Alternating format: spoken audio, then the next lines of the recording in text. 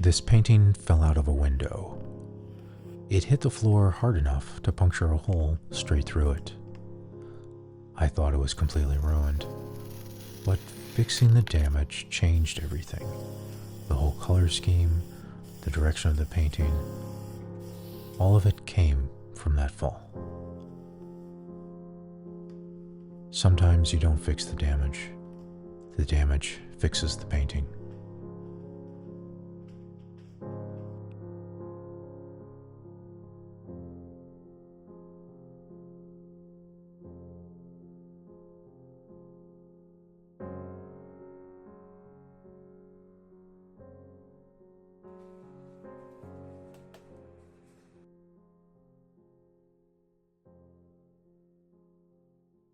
I don't love the blank canvas. I don't hate it either. I'm mostly indifferent to it. It's new, technically perfect, untouched, and at some point, I have to ruin that perfection to turn it into something that's actually mine. At this stage, the work isn't really speaking yet. No lines of communication, so to speak. What is there are cues, subtle ones, about when it makes sense to take the reins and how firmly. That part's on me. So instead of acting, I'm mostly watching, scanning the surface, studying how early interactions sit, how the materials behave when there's almost no history layered into them yet. There's a calm here, but it's neutral. The calm of something that hasn't expended any energy yet, just newness waiting to be interrupted. That's where the decision making really starts. Not with a gesture, but with restraint. Knowing when to step in, how much to assert, and how much to leave unresolved so it has room to become something else. This piece is going to ask more than most. I didn't know that when I started. It'll need more adjustments, intervention, more moments where I'll have to change course without pretending that was the plan all along. So I'm taking this part seriously before anything commits too hard in one direction. Let's see where it goes.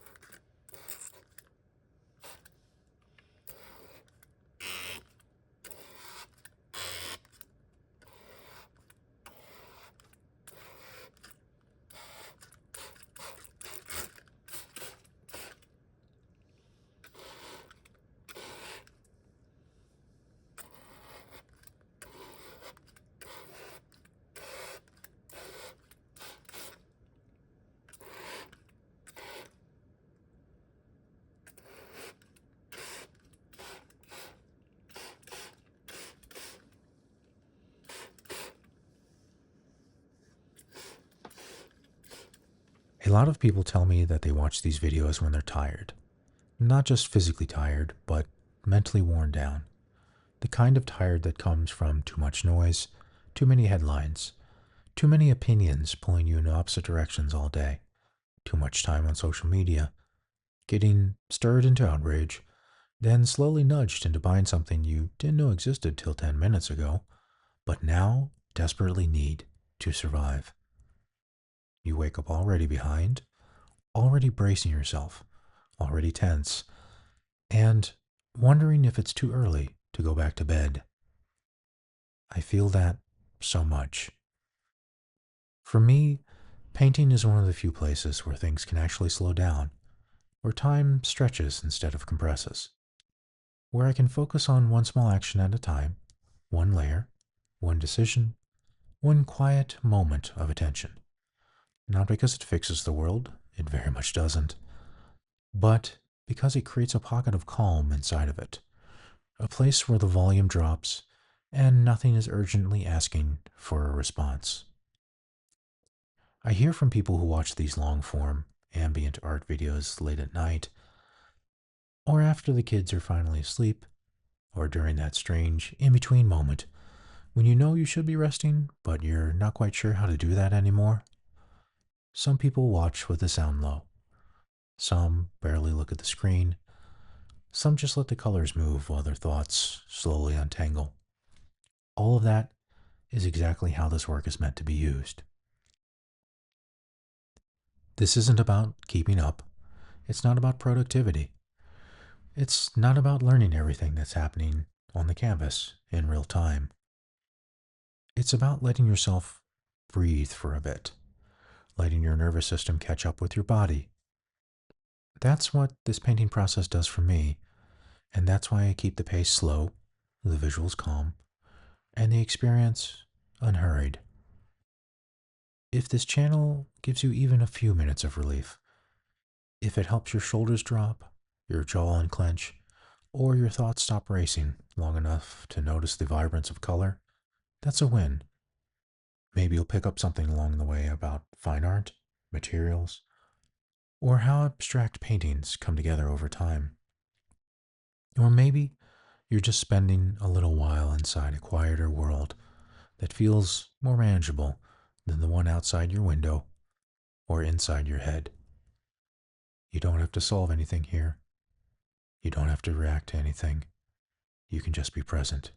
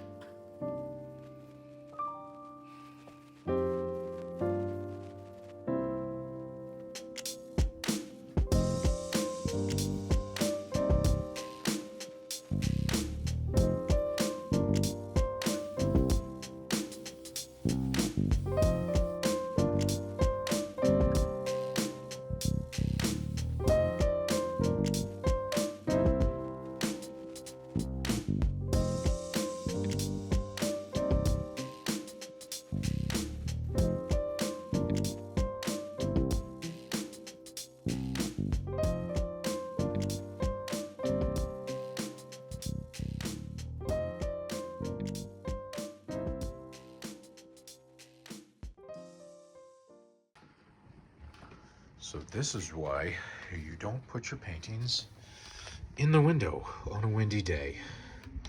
Unfortunately, it looks like it has gone all all the way through with the damage here.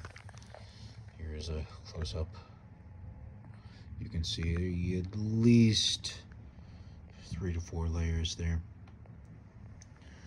And we've knocked over a couple bottles. I think this bottle was the one that went through it. But as you can see, it's a windy day. That little air freshener is just spinning around on itself. And it looks like we have to do a little bit of repair. So the damage on the backside, as you can see, is definitely going through. So we're going to have to re-stretch this the best we can and put a bit of a patch over it on both sides and then rebuild.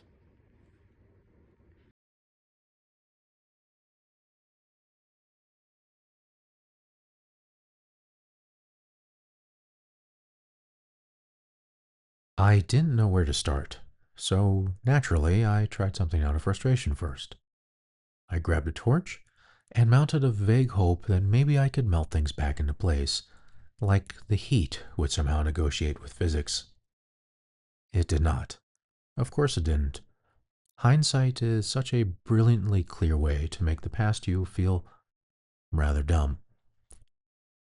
I was angry at myself for letting this happen, letting this work fall victim to something I would consider carelessness, and I kept thinking that this piece was now going to never be finished and bear the scar of my mistake forever. I composed myself, took a step back, and decided to get back to the basics. Starting over was probably the best bet, since, so far, I was having a lot of trouble getting the painting to move in any coherent direction anyway. I took a breath and started again slowly, which, in retrospect, is what I should have done earlier. I got a small container of gesso.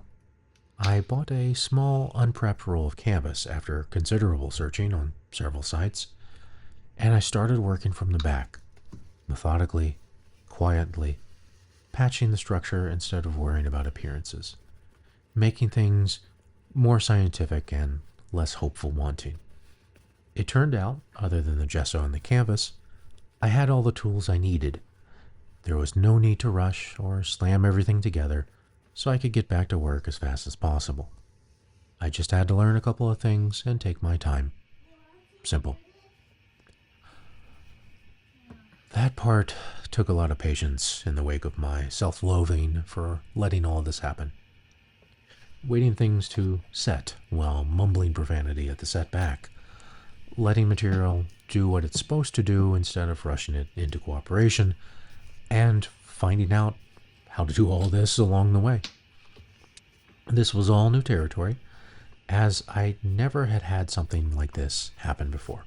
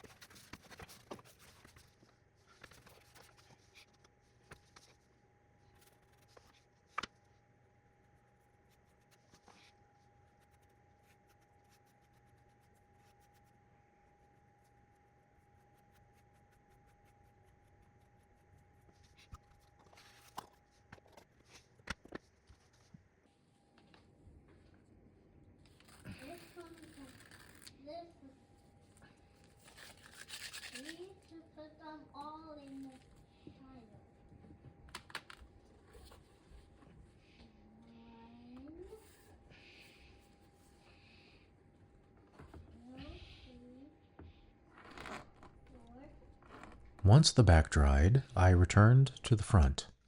Using a transparent medium in small passes, I plugged the hole without pretending it never happened, reinforcing but not disguising it, then giving the whole area shape with new paint applied liberally. Watching this happen reminds me a lot of how my body's worked over the years.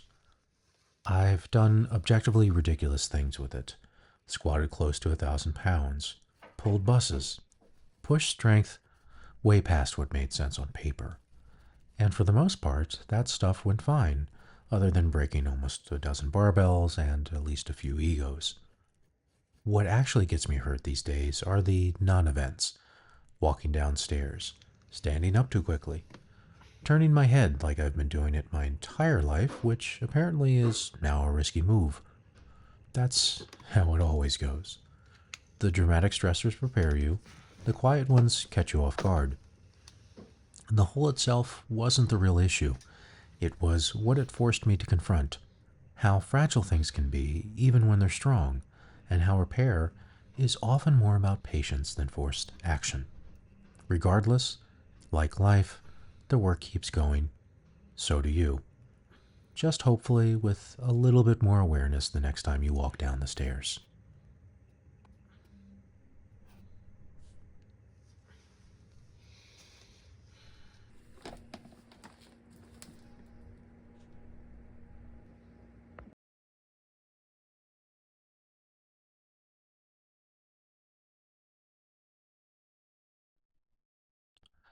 At this point, this painting has been restarted, I don't know, half a dozen times? Because if there's one thing this painting and my life have in common, it's that neither of them have followed a straight line. They're colorful, sure, but they're also heavy. A lot of layers, a lot of revisions, a lot of moments where you step back and think, okay, that didn't work, but something has to. I've come to see those contradictions as a feature, not a problem. You can have color and weight, calm and intensity, progress that looks messy on the way to being useful, or looks like not much at all, but in the end, you find it was still great progress. I've lived that more than once.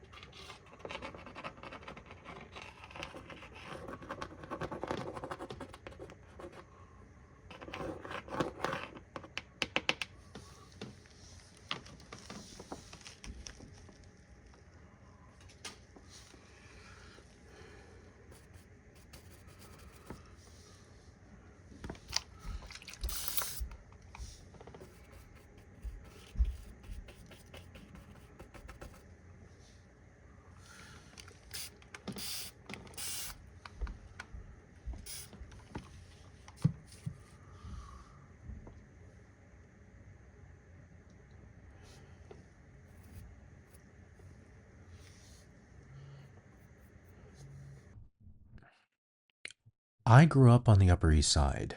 That was home. Then I moved away, having to follow my family as you do. And eventually, I found myself coming back, older, wiser, slightly more tired. And pretty much on my own. My girlfriend at the time was not especially helpful. Let's just leave it at that. We were horrible to each other. It was another growing experience. But unfortunately, I had no one else for a time. So I had to reestablish everything: work, identity, direction, figure out who I was again, without the familiar scaffolding. That kind of reset that forces clarity whether you want it or not. This painting carries some of that energy. Starting over does not mean starting from nothing. You keep what works, you layer over what doesn't. You adjust, scrape back, rebuild, layer by layer by layer.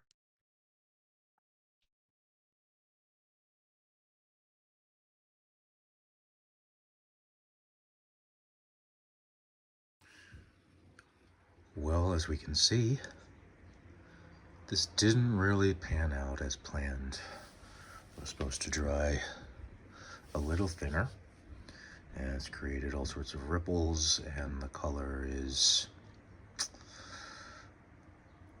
not exactly what I wanted. So it looks like it'll be another 3 to 4 layers to fix this mistake, and then we'll keep pushing it back in the direction I suppose I should have been.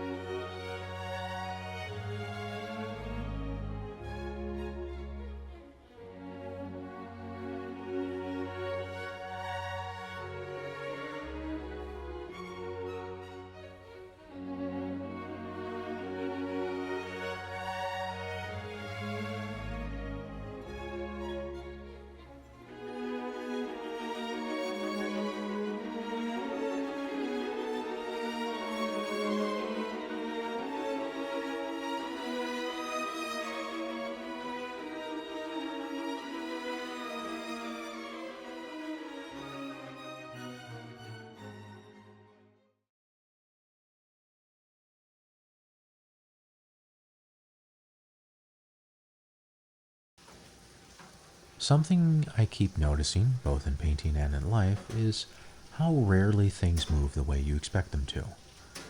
You start with a general direction, maybe even a plan, and then that plan immediately runs into reality. Schedules slip, materials misbehave, ideas change. Gravity gets involved, weather too sometimes. This painting had all of that. It's been restarted, redirected, politely argued with, restarted again and again. At certain points, it really did feel like the work was at the mercy of the heavens, or more accurately, the floor. That tends to be how things actually work. I used to think progress was about momentum, constant forward motion, fewer questions, cleaner paths. Like if you just keep moving, eventually everything would line up and stay that way. These days, it feels less like momentum and more like responsiveness. Paying attention long enough to notice when something needs to be rethought instead of forcing it to cooperate. This piece is full of that. A lot of color, a lot of density, a lot of decisions sitting on top of corrections, calm but not light, open but not casual. The kind of calm that comes from staying with something instead of trying to oversimplify it. Which probably explains why I made it this way. I've lived in that space before, more than once, leaving places, coming back to others, building something carefully, then watching it break in an unexpected spot, finding a quieter route forward that you didn't know existed until the loud one failed. Real life does that constantly. You don't get clean arcs or perfect pacing. You get long middles, revisions, moments where nothing moves at all, followed by sudden change you didn't schedule. You don't erase those experiences. You just build on top of them and hope they add depth instead of noise. That's one of the things painting teaches you if you stick with it long enough. Not everything needs to be resolved immediately. Some things just need to be held in place for a while, observed, accommodated, allowed to soften until they start to make sense on their own timeline. And yes, before anyone asks, by most reasonable definitions, I think this painting came out good. It's colorful, it has presence, it survived several restarts and somehow held together. That's a win, a solid one. I'm calling it a success and filing the paperwork accordingly. But what I'm most happy about isn't the result, it's what the process felt like while it was happening. The hours in the studio were time flattened out, where nothing outside the room felt particularly urgent, where the noise dropped enough that next step became obvious, not because I pushed for it, but because I stayed long enough for it to show itself. That's the part I keep coming back for.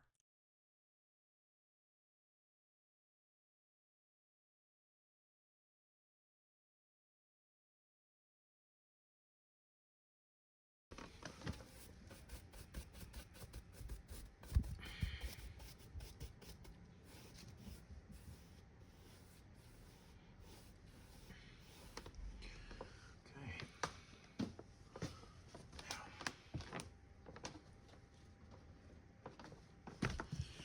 Now this and that. This and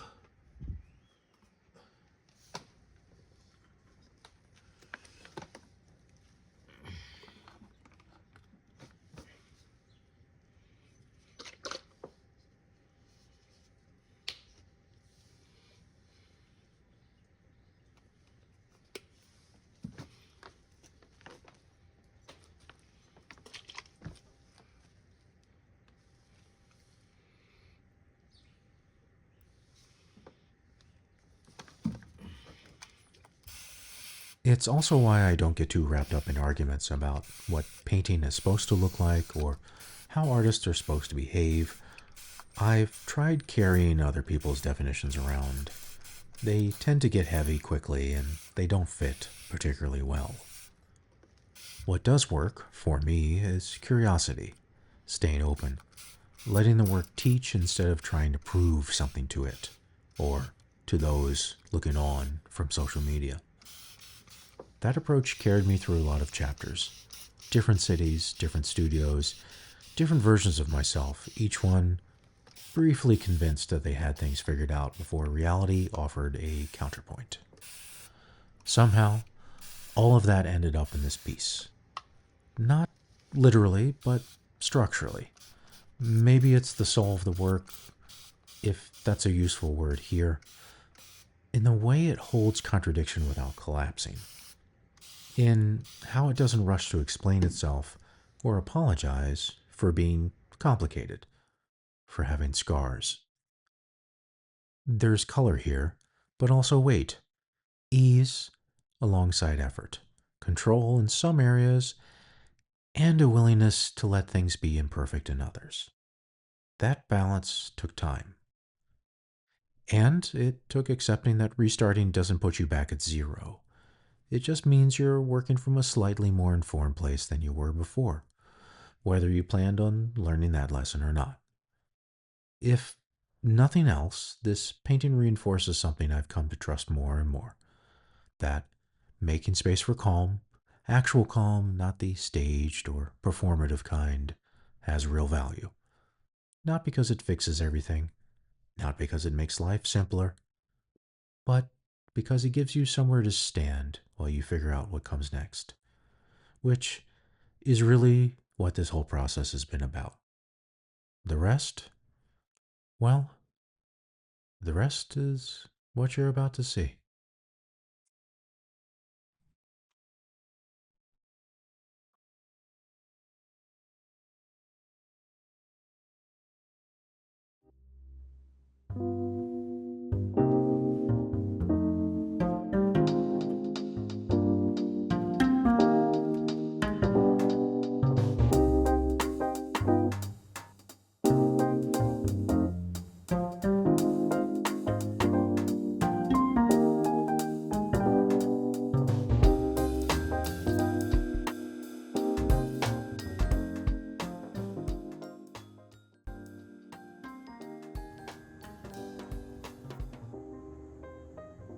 Before we wrap this up, I just wanted to say thank you for watching.